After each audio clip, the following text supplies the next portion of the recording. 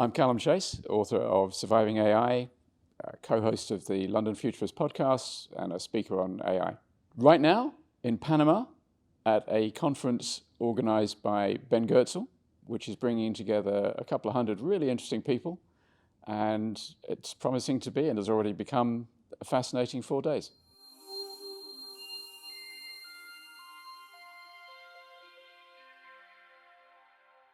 So the technological singularity is an idea that was generated by a man called Werner Vinge and then taken up most famously by Ray Kurzweil.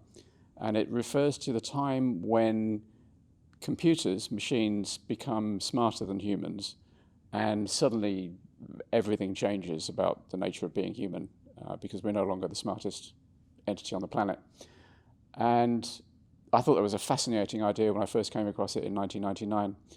And it occurred to me that there would be an event that would happen which would be almost as important, not as important, but almost as important sometime before, which I called the economic singularity. And that was when the time comes when machines aren't smarter than us in every way, but they're smarter than us in every way that we make money. And for any job that a human used to do, there'd be a machine available which would be able to do it cheaper, better, and faster. And at that point, there wouldn't be jobs for humans. There'd still be lots of work for us to do. There'd still be lots of interesting projects for us to do. But we wouldn't be able to get paid for any of it because there'd be a machine that could do whatever we could do for money, cheaper, better, and faster. So I started talking about the two singularities then. So if and when the economic singularity happens, and there are no jobs for humans, that raises some really interesting challenges. People think that the biggest challenge will be how we find meaning in a life without jobs. I don't think that's the big problem. I think there are at least 3 categories of people that show that you do not need a job to have meaning in your life.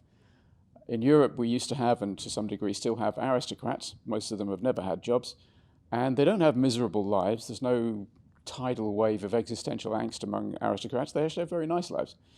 Another category is well-off retired people, and because of the age I am, I know quite a lot of those sorts of people. And again, they're very happy and they don't want another job. They're very busy arranging their bridge nights and their dinner parties and their art festivals and so on.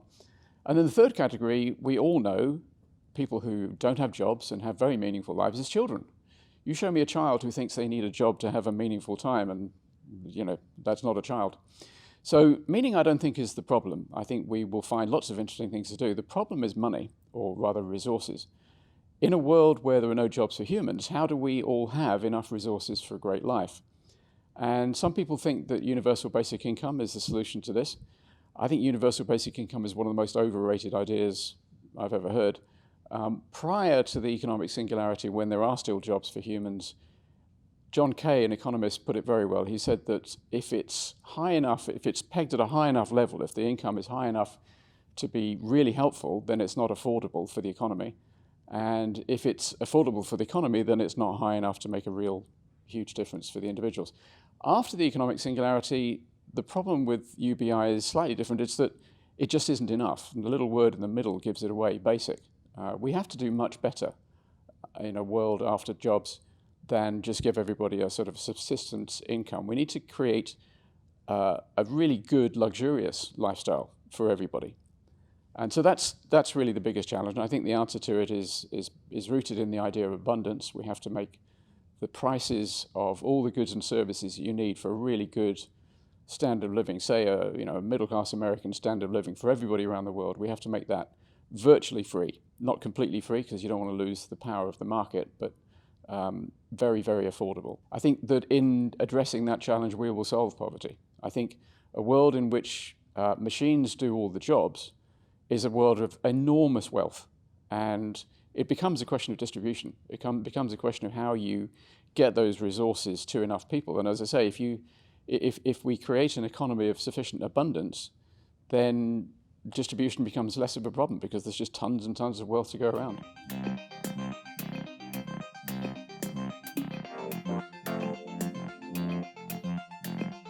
Well, today, AI is a very powerful tool that we all use. Ever since the first big bang in AI in 2012, when deep learning arrived, the big tech companies have filled our smartphones with really wonderful AI services. I'm old enough to think that having a map on your phone which tells you exactly how to get from A to B in a city or in a country, and tells you how long it's going to take you, and then tells you, oh, there's a traffic accident here, you need to go around there.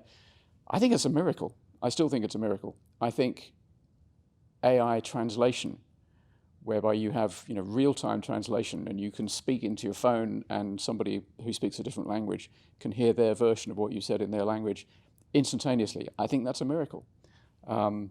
So we have those, and then now we have generative AI, thanks to the second big bang in AI, which happened in 2017. And we suddenly have this legion of AIs which are like freshly minted graduates. They can write a report, or they can write a synopsis of a book, and it'll have mistakes in it, like a fresh graduate's version would have mistakes. And they can do it in 3 seconds flat. That's another miracle. So we have these miracles, and they have some downsides. They are biased because they inherit our biases. They're impinging on our privacy. They are arguably, I don't think this is true, but some people are worried that they're reducing our autonomy by making us lose some skills. I don't actually think that's true, but it's something people worry about. But in the future, there are very serious risks. And of course, the biggest one is how we survive the arrival of superintelligence. When we become the second smartest species on the planet, that's quite a vulnerable position for us to be in. So I think there are mostly positive impacts of AI now, and there are very important risks that we have to think about that are coming in the future.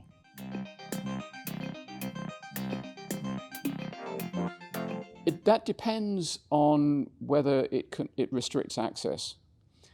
And it's interesting to compare the impacts of the 2 big bangs in AI. I mentioned that there was one in 2012, and that enabled the arrival of deep learning systems, which are the things that you use on your smartphone at the moment. Those systems require huge compute power, massive amounts of data, and critically, very highly skilled AI practitioners to wrangle the algorithms. And it's really hard to build a system or deploy a system like that. And so, yeah, ownership of those matters. And at the moment, it is pretty much entirely the big tech companies who have them. The AI that has been created by the second big bang in 2017, transformer technologies, GPTs, they are trained by big tech companies, but once they're trained, we can all use them. I'm not an AI, I'm a non-technical person. I'm not a programmer. I've never run a company using AI, but I can take a GPT-4 and I can write books with it. I can produce a summary of a consultant report. I can produce a consultant report, which then needs to be edited a lot. So they're actually already very democratized. And so the ownership of those models is much more, or the access to them, which is what really counts, is much more widely available. That's a really big change. In the future, when we get to really close to artificial general intelligence, which is human-level AI, and superintelligence, which is beyond human-level AI, if we had those models owned by a small set of people, that could be risky, but I don't think that's very likely because there's so much money going into the sector and there's so many people working on them. There's going to be a whole plethora of models. So I don't think that there's likely to be a monopoly. So I don't think that's one of our big things to worry about.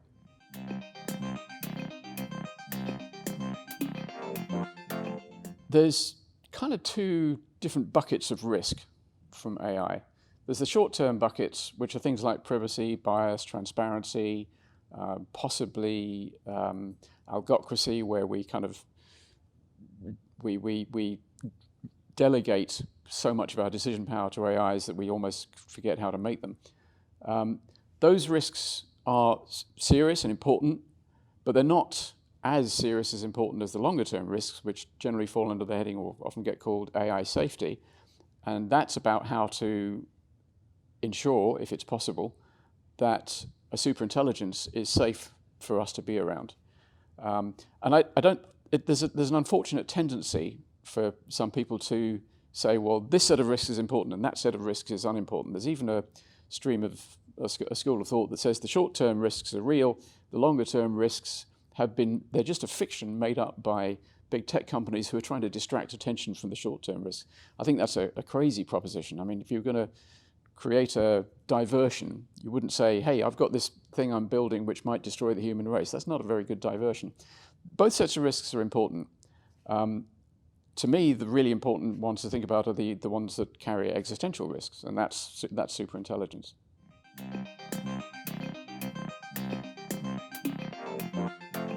Well, if you had that choice, as a human, I'd prefer to be in control of it. Although it has to be said that, humanity's record of making the right decisions when it's in control of things is not perfect. But still, you'd probably prefer to be in control of it than just having it happen at random. I actually don't think we're going to be in control of it. We don't understand how the latest types of AI work. Transformer models, they allocate numbers to tokens, which are parts of words or pixels, and those numbers are very big. And then they construct models which are relationships between all those tokens, between what they call the vectors, those numbers, in multiple dimensions. I mean, thousands of dimensions. And we humans are limited to 3 dimensions, 4 if you include time. We don't understand how these things work. I personally think it's probably always going to be the case that we don't understand how they work, and that's already. And obviously they're going to get a lot more powerful and a lot faster, and there's probably going to be some new paradigms of AI before we get to superintelligence. There's going to be some new types of AI which will be even more beyond our understanding. So I don't think we're going to be in control. I don't think we're going to decide how they evolve. I think the technology will evolve the way it can, and it will evolve at the speed that it can. And to some degree, we're just along for the ride.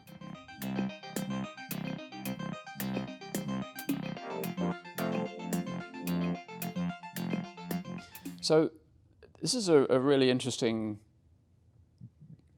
decision, although it's probably not a decision we can actually take, but a really interesting decision for humans to think about.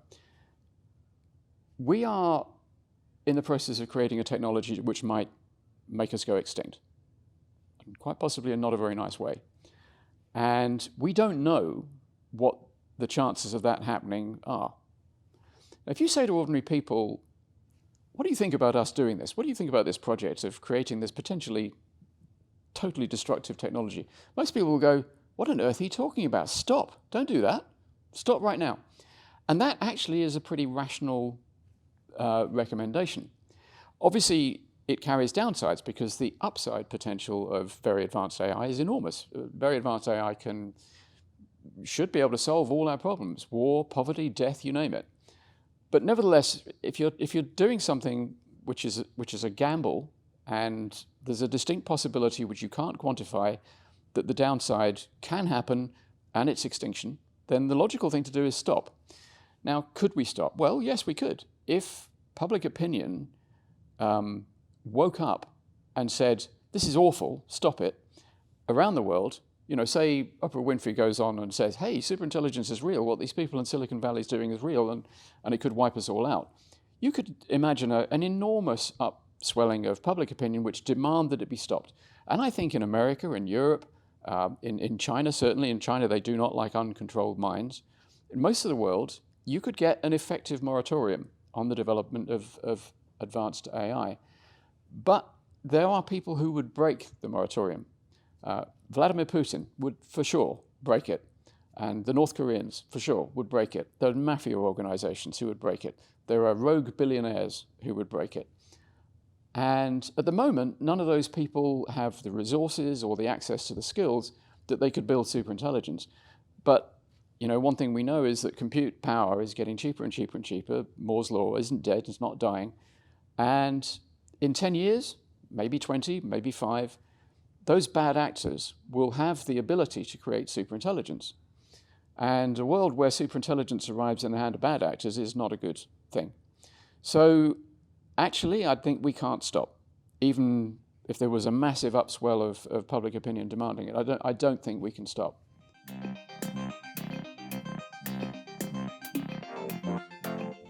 My guess is that in 10 years we'll We'll, we'll be at or reaching the economic singularity, but not at superintelligence. That's my guess, but my confidence interval for that is pretty low. There are people who are much closer to it and smarter than me and better informed than me who think it's going to be all much sooner than that. Sam Altman seems to think we're going to get AGI in 2 or 3 years. I know Ben thinks it could happen in 2 or 3 years, and it's almost bound to happen before 10 years. And Ray Kurzweil has been making the prediction that we'll have human-level AI in 2029. He's been saying that since the 80s, and maybe he's right. Maybe he's right. So like I say, my guess is that that's a little optimistic, but it could happen by then.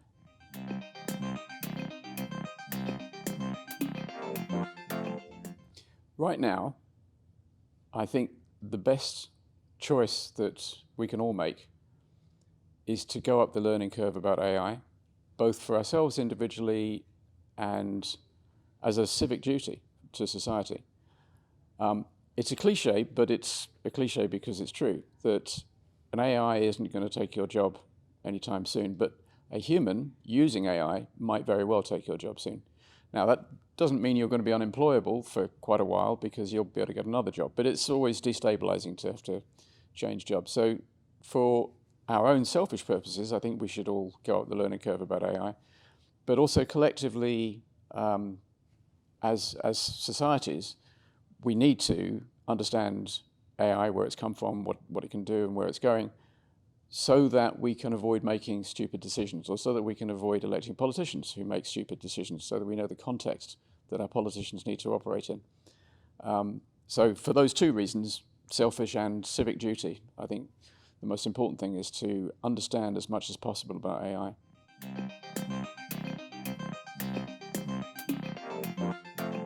Oh, definitely 4. I mean, it's an invaluable tool, and we've all used AI for many years. Google search is been powered by AI since the early 2010s, and Google search plus Wikipedia is pretty close to omniscience. It's amazing.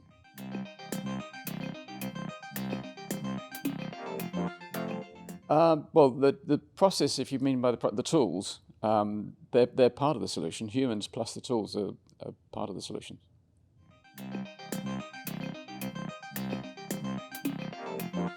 When you talk about willing participant, I think this is a really important point, because I do think sooner or later, all those people out there who are not paying attention to AI, they know that it's important at a conceptual level, and they can see how powerful it is, but they're not really thinking hard about the consequences and the implications of that. And they will at some point. And it'll probably happen quite quickly. It'll probably be a phase change. And when they do, it's quite possible that they'll be very, very angry, because they'll be saying, hang on a minute, you people in Silicon Valley and elsewhere, you've been conducting this experiment. You've been developing this technology which might wipe us all out, and you never asked our permission for that. How dare you? And that could be a scary moment for a lot of people.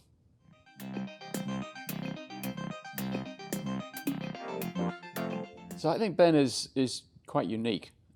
He's a profound technical expert in the field, and he's also clearly a hippie, and he's also got a great sense of humor, and he talks in very down-to-earth language, which is an amazing combination. I mean, he's a delightful person. I don't agree with him about everything, but I do agree with him about most of what he says. He's a terrific communicator because of that unusual combination of aspects. And that's what we need. We need people who can wake up the rest of humanity, the 99.9% who are not really paying attention, without scaring the bejesus out of them. That's a difficult task, and I think Ben is well placed to do that. There's a need for a lot of different types of communicators. It's a very complicated subject, AI. In some ways, it's really simple. We're building something that's smarter than ourselves. That's fairly straightforward.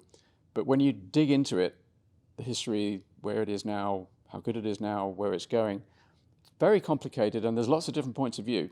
So you can't have just one spokesperson. You can't just have one Carl Sagan who lays out the way it is for everybody, and everybody just gets their information from that one person.